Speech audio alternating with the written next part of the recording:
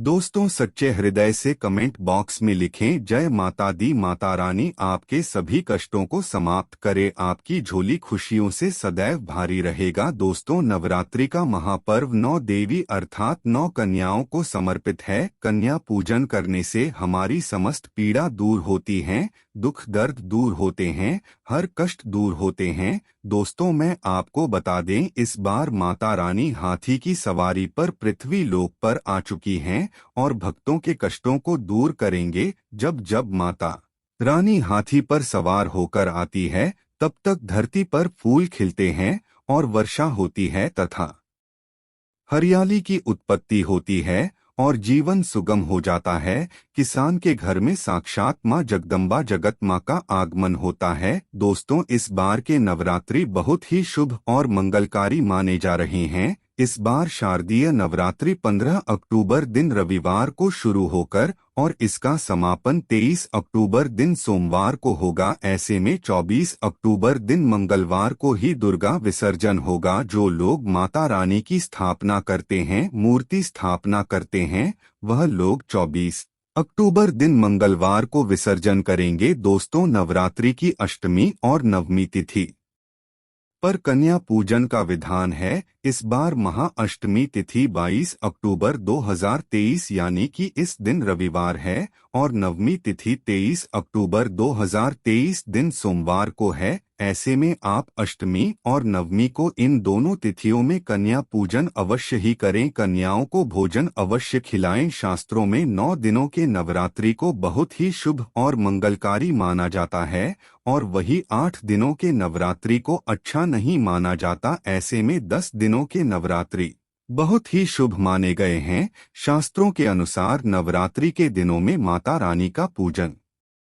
करने से, कन्या पूजन करने से मां अभय वरदान प्रदान करती है। कुंडली में जो कष्ट होते हैं उन्हें ठीक कर देती है। श्रीधर की तरह ही सच्चे हृदय वाले व्यक्ति के सभी कष्टों का निवारण मां शीघ्र ही करती है। मां की उपासना से विनम्रता का विकास होता है, सभी कष्ट दरिद्रता दुख कष्ट नष्ट हो जाते हैं। नवरात्रि में माता रानी का व्रत और पूजन किया जाता है, लेकिन नवरात्रि के दौरान सबसे ज्यादा महत्व होता है कन्या पूजन का। दोस्तों, कन्या रानी जो होती है फूल की पंखुड़ियों की तरह नाजुक होती है। कन्या पूजन सर्वोप्रिय है, श्रेष्ठ है।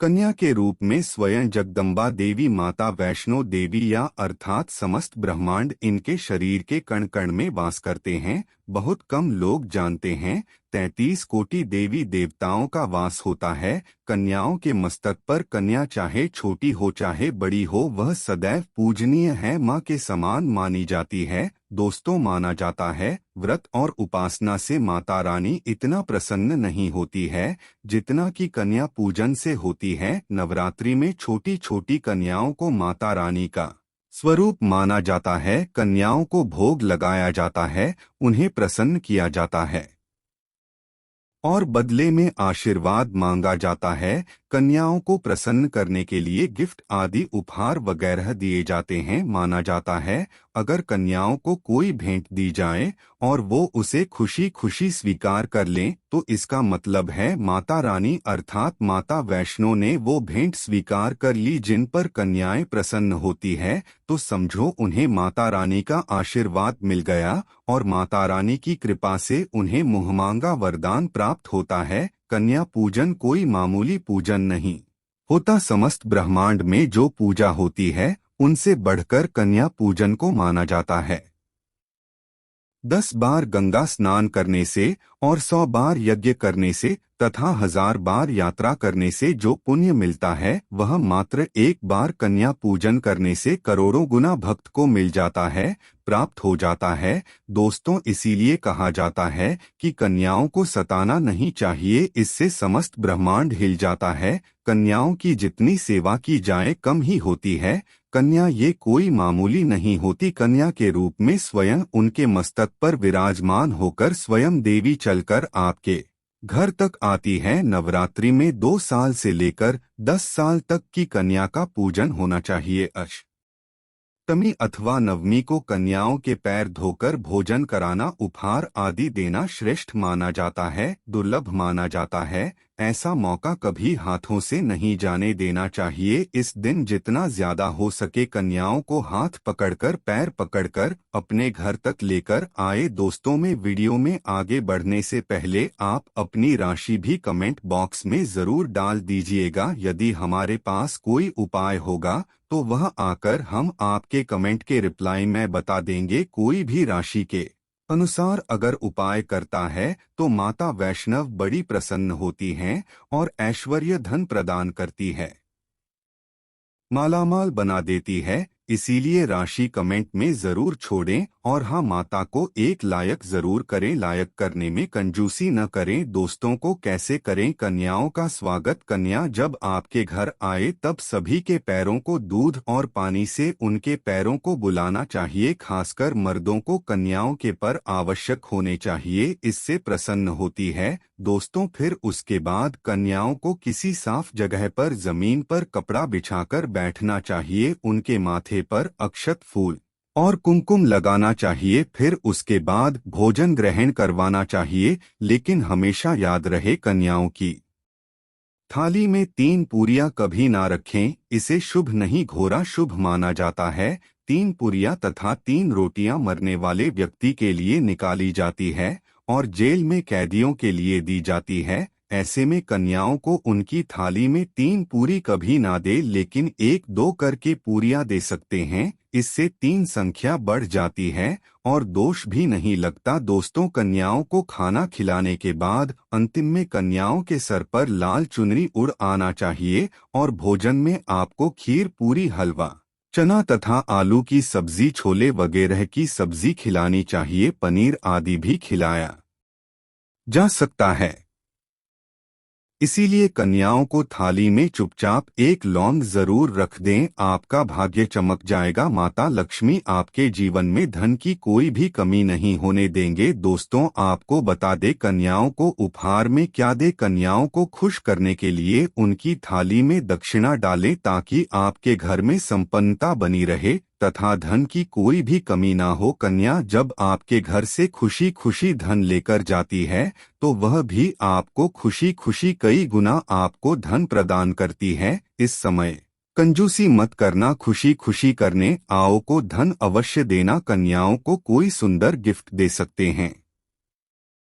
शास्त्रों में बताया जाता है कि कन्या जितना खुश होती है माता रानी उतना ही जल्द फल की प्राप्ति प्रदान करती है। ऐसे में आप कन्याओं को चॉकलेट बॉक्स दे सकते हैं तथा खूबसूरत कपड़े दे सकते हैं। याद रहे काले कपड़े ना दे और स्टील के बर्तन भी गिफ्ट के तौर पर दे सकते हैं। याद रहे कि कन्याओं को लोहे का कोई भी सामान नहीं देना चाहिए, नहीं तो राहु केतु का प्रभाव आपके जीवन में प्रवेश कर जाएगा। राहुकाल तथा राहु दोष आपको लग जाएगा, आप बर्बाद भी हो सकते हैं। दोस्तों जब कन्या अपने घर के लिए प्रस्थान करें तो उनके चरण जरूर छू लें और अपने मन में अपनी प्रार्थना को पूरा करें। सच्चे दिल से मांगी हुई मुराद माता रानी अवश्य ही पूरी करती है। सच्चे दिल का मतलब होता है मन में कोई भी लालच ना हो और अगर वो लालच माता को पाने के लिए बन जाए तो उसे बोलते हैं सच्ची श्रद्धा और सच्ची भक्ति। ऐसी भक्ति के आगे स्वयं 33 कोटि देवी देवता